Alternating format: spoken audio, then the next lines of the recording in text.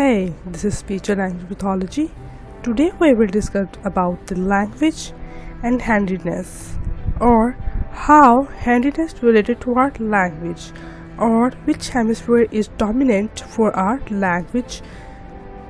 For some individuals, usually left-handed people, language is controlled by the right hemisphere. It is evaluated that around 95% of the right-handers and 70% of the left-handers appear left hemisphere dominant for the language.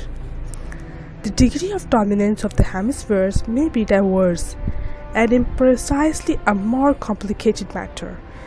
Although left hemisphere dominance is the normal pattern, there is proof for at slightest or restricted degree of plasticity within the language system.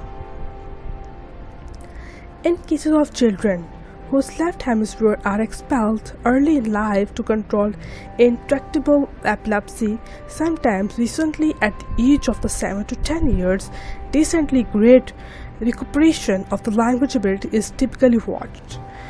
Percentages indicate that the right hemisphere can require the many language capacities if the left hemisphere is expelled. Next, we will discuss about the language learning and its acquisition. Learning a language could also be an important formative process for the youngsters.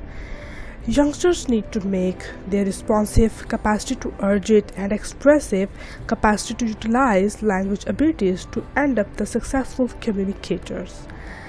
Language acquisition is that the method by which a private acquired the power to acknowledge, produce, and use the words to speak. The processes involved in the speech production and the speech and language development described here are only consistent with normally developing individuals.